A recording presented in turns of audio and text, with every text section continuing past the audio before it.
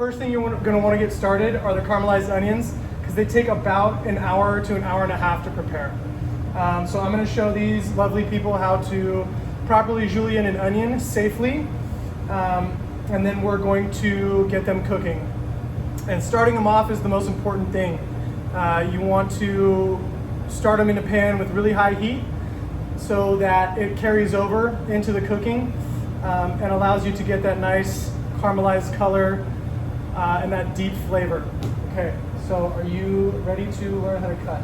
Yeah. Okay. Let's do it. So with all knife safety, whichever hand you are, you want to make sure that your non-dominant hand, or the hand that you're not cutting with, that your thumb is always tucked behind your fingers, and that you use your knuckles as a guide. So when I cut this onion, because I'm going to julienne it, I'm going to cut off both sides of the onion. So I'm going to start with the tip. I use my finger as a guide. I'm resting my knife against the tip of my finger, so I know where my knife is, I know where it's moving. I cut down through, right? Flip it over. Same thing on the other side. Now I want to stand it on the flat side, because I don't want to cut it like this, because it could roll as I'm cutting and slip. So I stand it on the flat side, and I go down and cut it in half again, okay? Peel off the outer layer.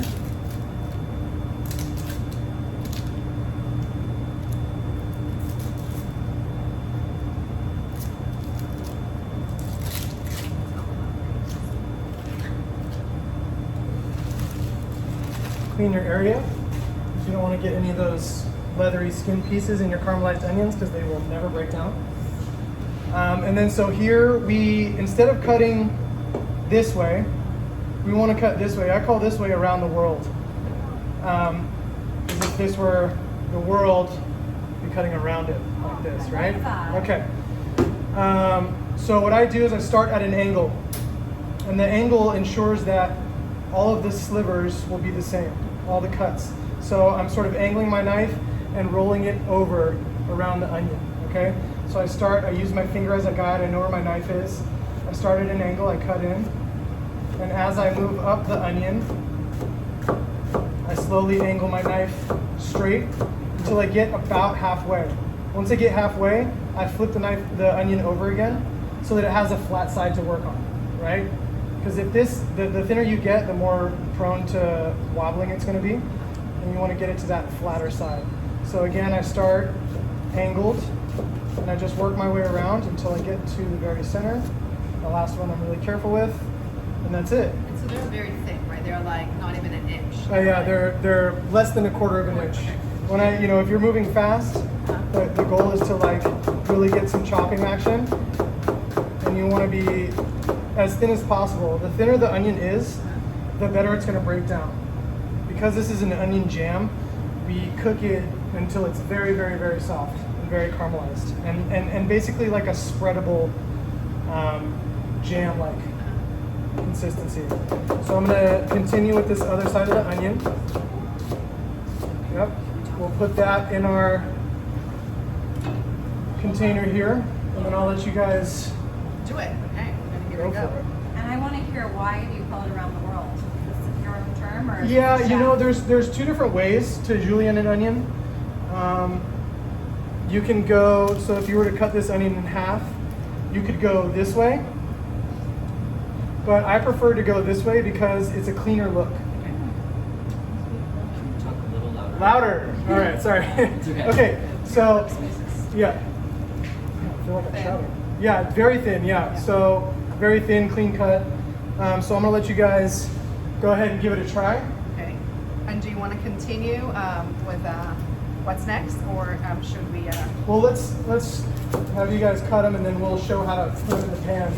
And make sure you're tucking those fingers back. Okay. Yep, So that's tap. right.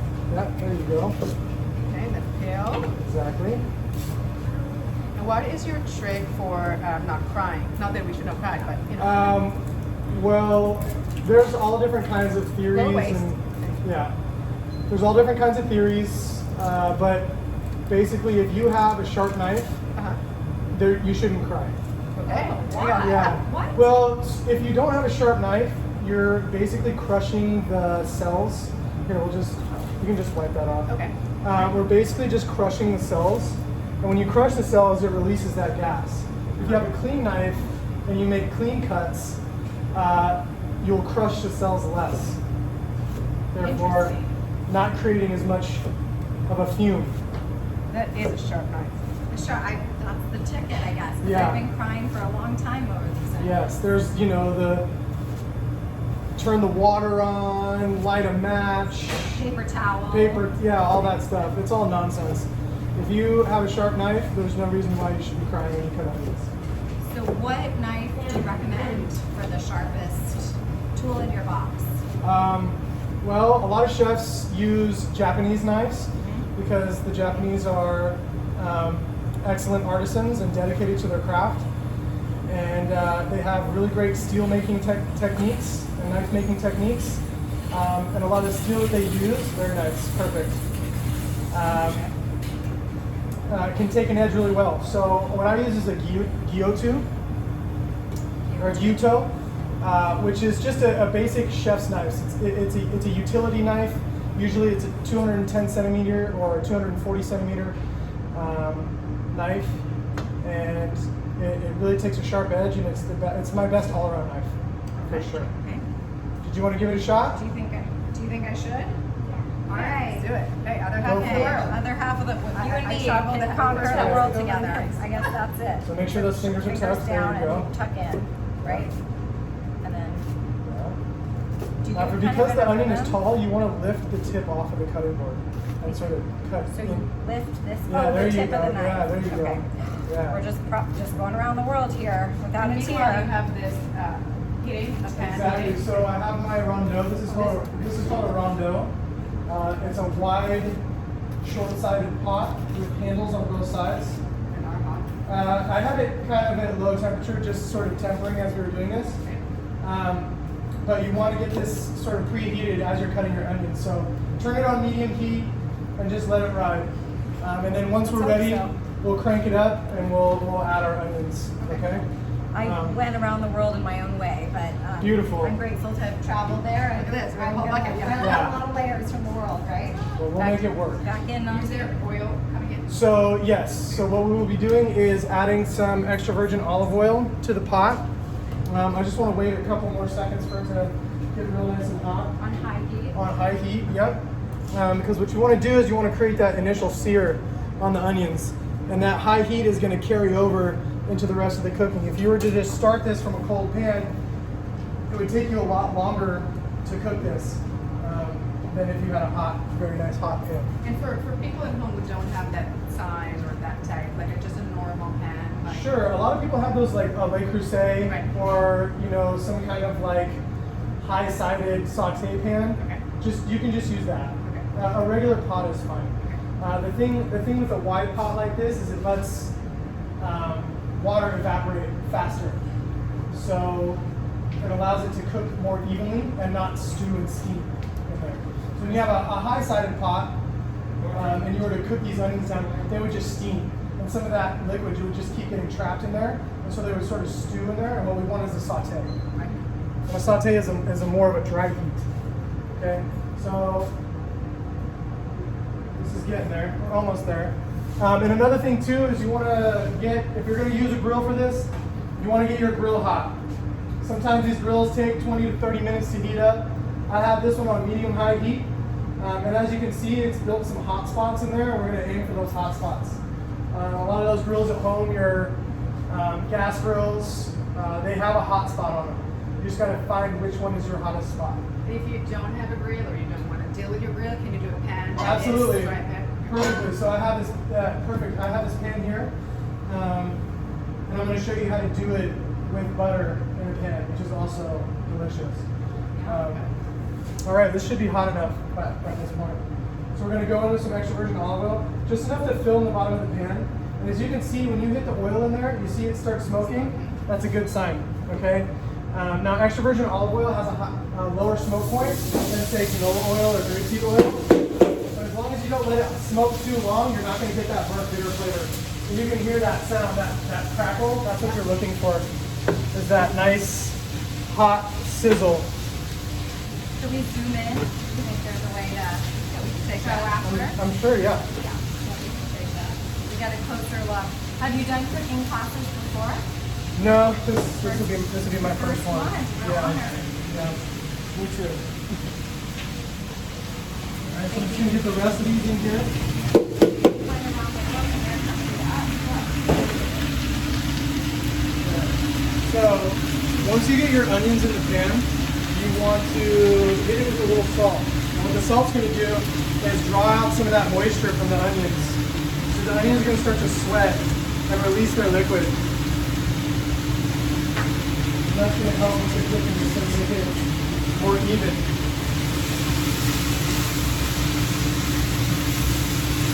So we've already got some caramel color built on the bottom from our high heat. That's why we want to stir them.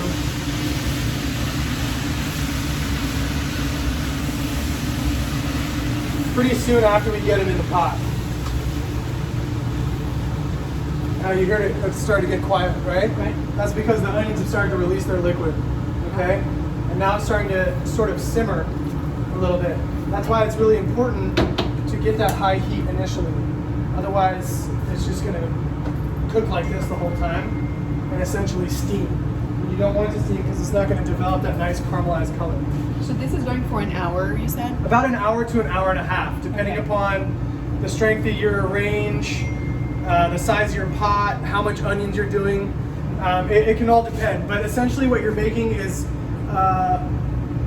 very cooked caramelized onion. So they've been cooking for a long time, stewing down, breaking down, and developing that beautiful caramelized golden brown color, okay? Beautiful.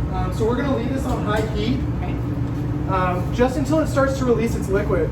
I don't know if you can see in there, Yeah. but you can see that on the bottom of this pan, Yeah, it's more yellowish. yes, and you can also see liquid Right. in the bottom of the pan. That's the liquid from the onions. And that's what we're cooking out of here. This is gonna simmer for a really long time. And no covering. No Just- cover, yeah, you don't want to cover it because that's gonna trap the moisture into it, right? So you just stir from time to time. Yep, in exactly. For an hour.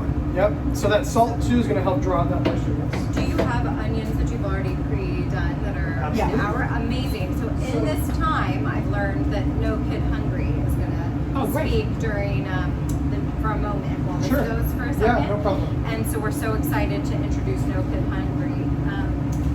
And it's Christy that will be joining us and telling us from her, wherever she is. No Kid Wonderful. Hungry. That part of the world will be Christy. Fantastic. Then we'll be back. Okay, so pause. I guess they could keep cooking, right? Because You can keep cooking. Oh yeah, well this is just gonna rock and roll for yeah. a long time. And then I'm gonna kind of just show, Hey, Chef.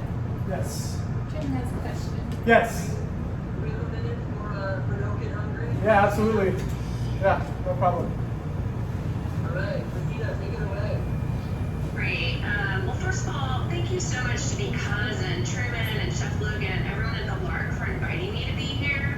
I'm the California Director of Development for No Kid Hungry. And if you're not familiar with us, No Kid Hungry is a national campaign run by Share Our Strength. So we're a nonprofit and we're working to solve the problems of hunger and poverty. We work with schools and community organizations across the country to improve access to school, after school, and summer meals. And we also provide food skills education to families and advocate at federal and state levels to strengthen programs in kids' lives. And so the reason I'm here, before coronavirus even happened, millions of hungry kids relied on school for food. For many kids, it was actually the only food they might get on a given day. And now, with classrooms being closed, schools and nonprofits are really struggling to reach kids with the meals they need. And with many parents out of work, more kids in the United States are facing hunger than ever before. And schools and nonprofits, nobody had budgeted for PPE and overtime and additional food packaging materials. They just need help. And this year, actually, because of COVID-19, one important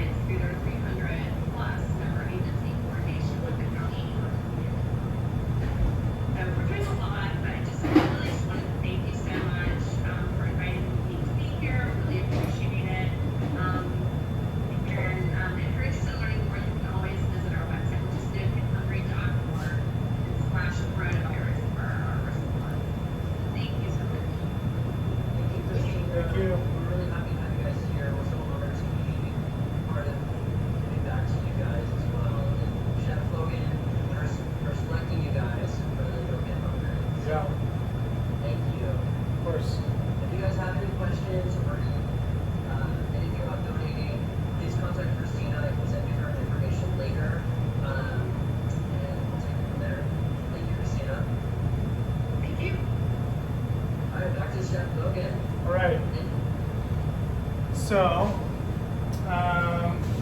these are sweating now. They've released a lot of their liquid, and we're just gonna let these go. We're gonna let them go. Use your best instincts when you cook, right? These are white. You want them to be nice and golden brown. Once they get there, you'll see that a lot of the liquid has been reduced. It's sort of like not pasty, but very fluid and smooth, and just cooked down and broken down. So once you get to that point, you're going to cut the heat off, and you're going to incorporate some butter. So the butter is going to emulsify with the leftover juices from the onions, and then we're going to season with balsamic vinegar and salt. And what I like to do is I like to sneak a little bit of molasses in there, and it helps add a really nice rounded caramelized flavor. Because a lot of times balsamic balsamic vinaigrette can be sharp and acidic. You add a little bit of molasses to it, and it helps sort of mellow that sharpness. Texture. Right. Exactly. So once your onions are done, you can move on to making your hazelnut relish. This is very simple. All you have to do is toast hazelnuts in an oven for about 15 to 20 minutes until they're nice and golden brown.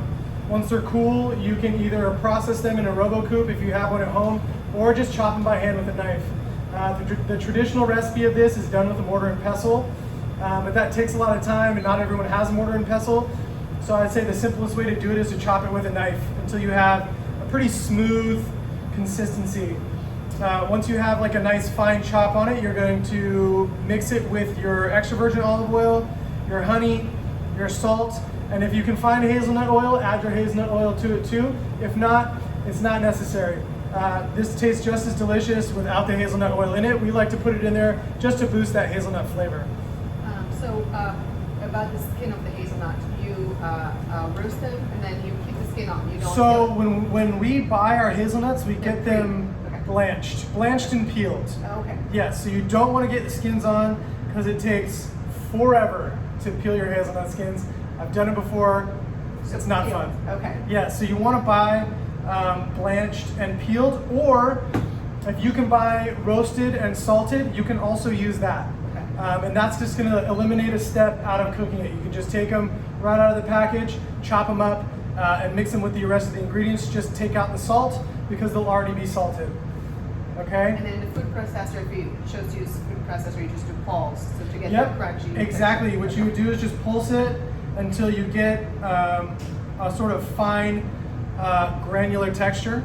And what I do is, nuts have a lot of oil in them, so as you pulse them in the RoboCoupe or as you blend them, they'll go from a powder into almost like a paste, and they'll start going from moving around freely to clumping up and sort of falling back down on themselves. You want to avoid that. You want to get it right before it reaches that point.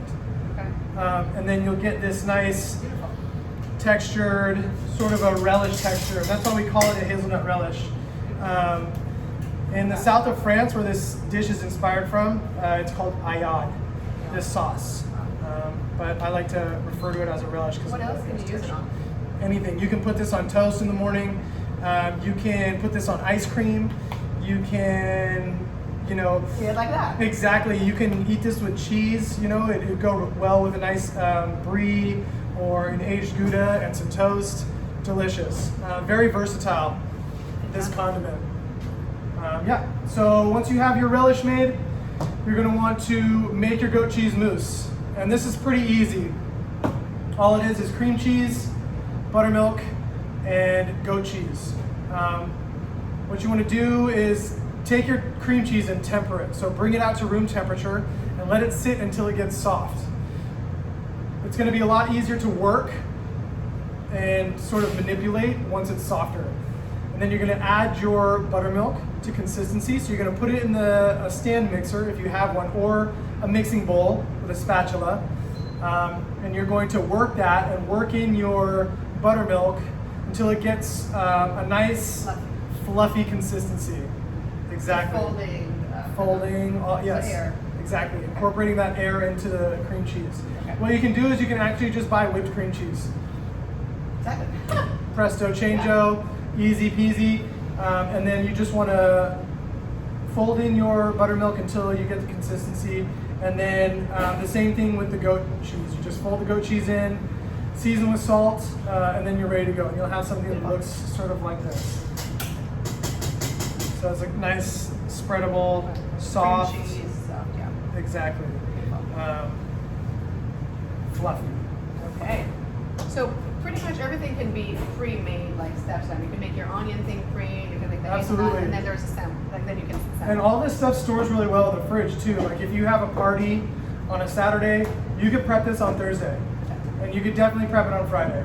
And just have it in the fridge. You just want to take this stuff out about 30 to 45 minutes before you want to prepare it, so it's tempered. Perfect.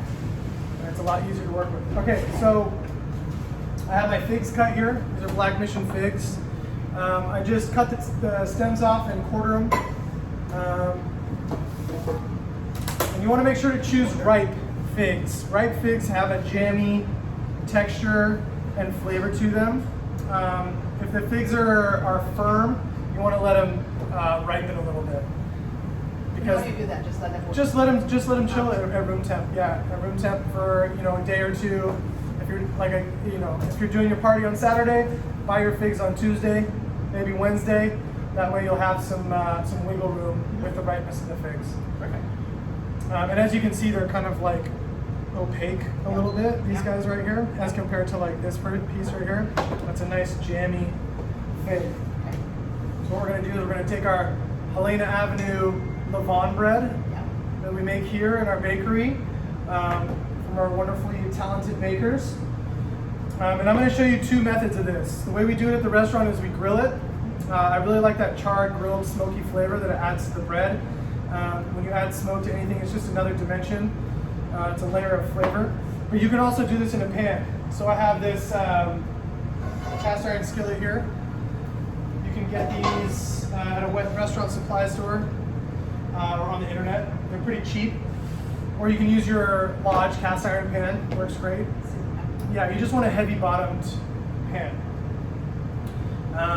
So for the grill, what we're going to do is we're going to take some extra virgin olive oil.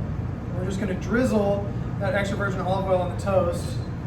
Give it a little love. Beautiful. Next side, same thing. Just make sure it's nice and coated. You don't want it to be super saturated because when you throw it on the grill, it's just going to flame up. And then we're going to sprinkle it with a little bit of salt. Both sides. Both sides, exactly. And then what you're going to want to do is you're going to want to aim for your hot spot, right? So I don't know if you can see this grill over here. Yeah. But do you see how it's a little bit wider? Yeah. You got 1, 2, and 3, and it's Yeah. a little bit wider. That's your hot spot, where it's nice and white. So you see all this whiteness right here? Yeah. That's super hot. You can sort of put your hand over it and feel that nice Okay. direct heat. Yeah. So what you're going to do is aim for that hot spot. You don't want to put it on low heat because it's just going to dry out your toast. You're going to get nice color, but you're going to get toast that's way too crunchy. It's going to cut up the inside of your mouth and not be very pleasurable. So by putting it on that high heat,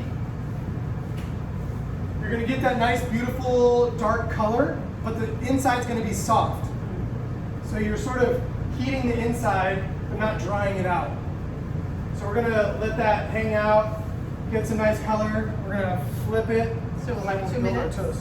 Yeah, it's about 1.5 minutes on each side. One thing you don't want to do is you don't want to keep lifting it up and manipulating it because you could end up tearing the toast. It could stick, and then you'll So let it rest and then. just let it do its thing. And then so for our toast in the pan, I have this at medium heat. What I'm going to do is I'm going to take a little bit of butter. I'm just going to go in with maybe a tablespoon of butter. And this is like the perfect sizzle. I don't know if you can see the sizzle on this, but it's not too hot, not too cold. Perfect heat just to add your toast to. If you were super hot, your butter would burn immediately. And then you'll get bitter, black butter that is not appetizing when you eat toast. So we're gonna let that do its thing. I like to kind of move it around, like give it a little rub in the tub there to make sure that it's nice and saturated with that butter, and that it's also completely flat on that pan. So we're gonna move back over to our toast. And We're gonna give it a flip. We got some nice dark caramelized color, but it's still nice and soft on the inside. It's perfect that you were just talking about flipping your bread on the grill because we have a question for you. Yes, what's that? And it's about the grill specifically. Like, can you use something else if you don't have an inner grill like this? Absolutely. So what we have here is this pan that I was talking about. We've just put a little bit of butter in there, and we're letting it caramelize and toast in that butter, sort of like you would do a grilled cheese. I'm going to increase the heat on that. And what you're looking for is just a nice, evenly caramelized color on that side that's touching the pan. So I'm going to go back over here. All right, so we have this really beautiful toasted piece of bread. I don't know if you guys can see that, but that's the color that you're looking for. It's nice and soft on the inside, but a nice toasty caramelized texture. So you got some crispiness from the crust and those charred marks, but it's still beautifully soft and warm on the inside. You can smell the grill marks. Absolutely. So we use olive oil when we grill and butter when we saute pan on the pan. Correct. Could you do olive oil in a pan or not? Yeah, absolutely. You can Okay. do olive oil in the pan. Okay. The thing you want to avoid though is burning the olive oil. Okay. Because it's going to impart a bitter flavor. It's the same reason why we don't butter the toast when we put it on the grill, because you're just going to start a fire. That butter is going to melt. It's going to hit the flames are going to jump up, and they're going to leave a bitter, burnt flavor on your toast. So we're going to take this toast, and the first thing that we do is we spread a thin layer of our onion jam down. So once your onions have cooked and you season them with the balsamic and the butter and the salt and the molasses, this is the texture that you're looking for. I don't know if you guys can see that, but it's soft and spreadable, okay? Towards the computer a little bit more. Towards the computer, I'm sorry, is that the wrong one? Who's mine? That's correct. So it's a jammy, spreadable, soft consistency. So delicious. I love jammy. Yes. Better than that. Caramelized, delicious. So I take a healthy scoop of this and I just spread it on there. And this is going to be the base of our toast. So as you can see, it spreads pretty evenly and easily, just like a jam would. I have to say, I had this the last time I was at the Lark with some girlfriends, not in COVID. Right. You had it too? Oh, lucky And guy. was it amazing or what? Oh yeah. You may have another one today. No kid hungry anywhere. That's Let's right. have no kid hungry anywhere. Especially in my house. Especially right now, or anywhere in the world. This is why That's this is right. so important. Okay, so I don't know if you guys can see this, but we're starting to get some good caramelized texture and color on this toast. And I just rotated a little bit because it seems like the hot spot in this pan is right in the middle. You always want to be observing. Cooking is with all of your senses, your ears, your nose, your eyes, your sense of touch. So I can see that this was sitting like this in the pan, and it's darkest right in the center, right over the center. So I'm just going to rotate it a little bit so that the part that's not caramelized is now getting some of that. I really liked listening to you listen to your food. Yeah. The moments I was here, I heard you talk about the sizzle of the onions and the smell. I can specifically share right now that buttery, delicious caramelized energy that's here. Thank you for. Of course, yeah, cooking is a visceral experience all the way around, and it takes all your senses. So now that we've got this good, nice, even golden color, I'm going to go in with another little piece of butter here. Yeah, butter makes it better. My Get mother that says sizzle. my mother always says she majored in butter. Oh, there you go. Julian child approved. Right? For sure. So I flipped it kind of on top of that butter so it melts in there. Again, giving it a little swirl around. Toast is going to be hot, so if you don't have chef hands like me, use a towel or tongs, something like that, so you don't burn yourself. Back to our grilled piece of toast. So I've spread it on there pretty evenly. I don't know if you guys can see that, but it's a thin layer. It looked like a big scoop, but it's spread out pretty thin. Here at the restaurant for execution of service, at this point, I'm gonna cut it Because once we get all of our garnishes on there and it looks all beautiful, you don't want to just cut through it and then all your stuff fall off and everything look all jumbled and sloppy. So what I do is I cut this into thirds on a bias.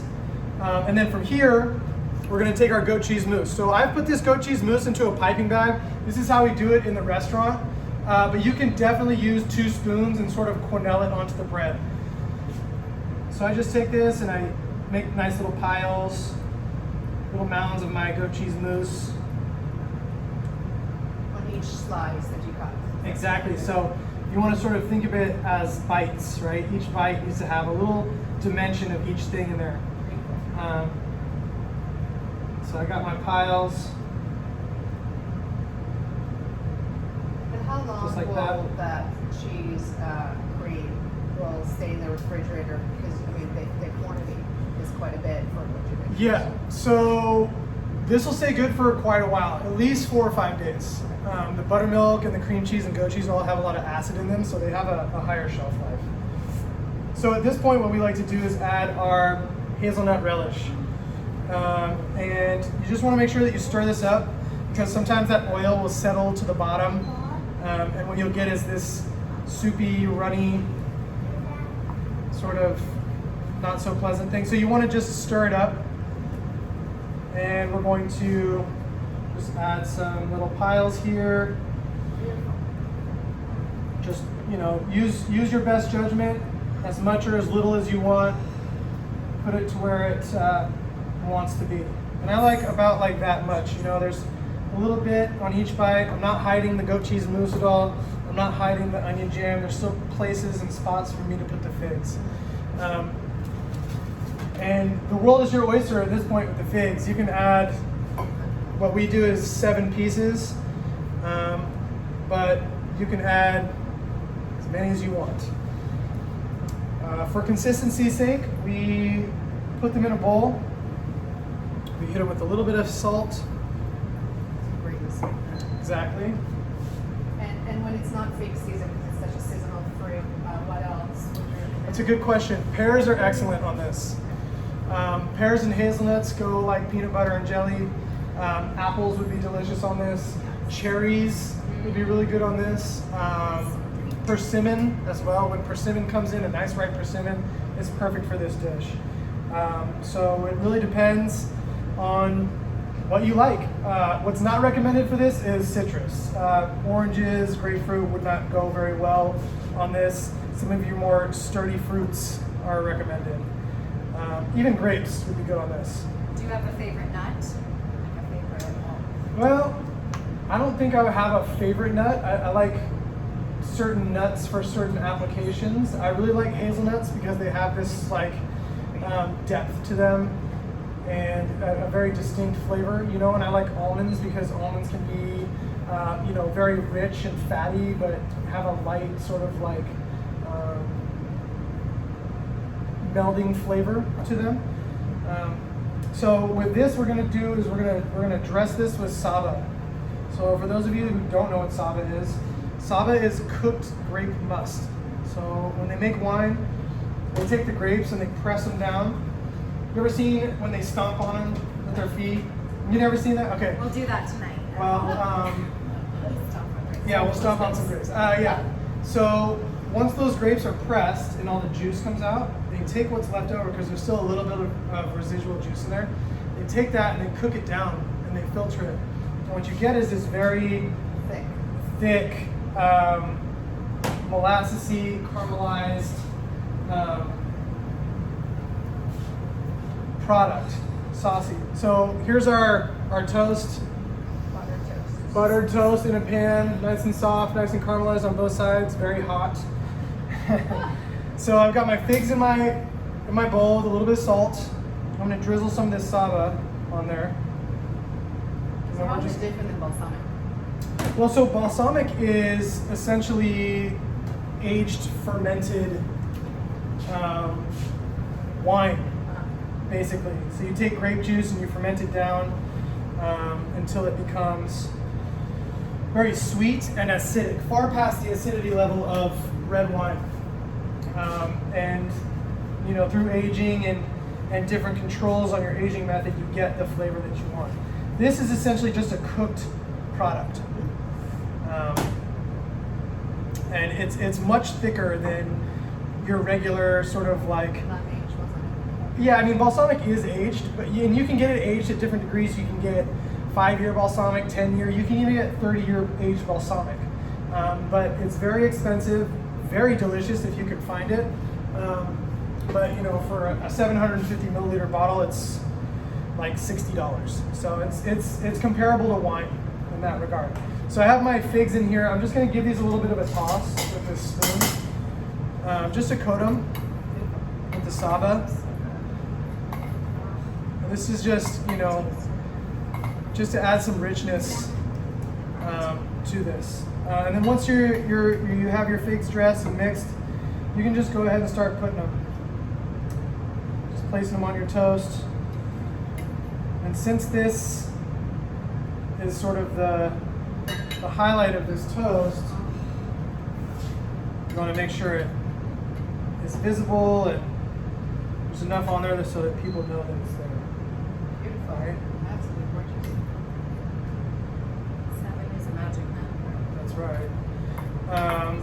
So I take a little bit of this balsamic from the bottom, and then I just get a little drizzle over the top. And then I take a little bit of this flaky Malden salt. I don't know if you guys are familiar with this. Oh yeah, our favorite. It's the best. It's got a nice bright flavor, really great texture, crunchy texture. So I just get a little bit of this over the top, not too much, but you'll get these wonderful crunchy bites of salt from this. So from here, you're pretty much ready. The last thing that we do is we garnish this with lemon basil. If you can't find lemon basil, Thai basil will work with this, and plain old Italian basil will work with this as well. Some fresh thyme would also be delicious on here. And in the winter months, you can use some sage or fried sage, or even a little bit of chopped rosemary. Will also be delicious on here.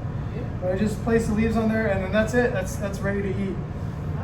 This is ready to go to the dining room. I don't know if you guys can see Can't that. wait. Yeah. Here it Let's is. go to the dining room. Yeah. Okay. Beautiful. Right. Oh, fabulous. Are there any questions? Thank you, Deb. You're welcome. Great. Anybody have any questions? Go ahead and go to the chat box. Let us know where you're at. If you need help. Hey, Kate, could you grab us a plate? Maybe we could like show We did this. So we will get this out to you guys by Friday. Yeah, if there are no questions, be sure to share, spread the word on social media. We have one question, Chef. Yes. What kind of salt did you say? So this is Malden salt, Maldon. You can find it at Whole Foods, Gelson's. Sometimes they have it at Ralph's. It's kind of rare. It's a little expensive, but it comes in a little white box with green writing. And it's from England, from Malden, England. It's the best. It's my favorite. Salts are our favorite thing to try at home with the children too. They really love. I've noticed they love trying the different flavors, like the truffle, the popcorn, or just a little flavor of life, right? That's right. Perfect. So we'd love to show you. Yeah, absolutely. We're going to show you the final, most So- beautiful cooking experience. Thank you, Chef. Of course. So you kind of want to grab all 3 pieces and just move it over. And then I don't know how close I can get it without tipping it over, but that's it right there. Beautiful. Yeah. All right.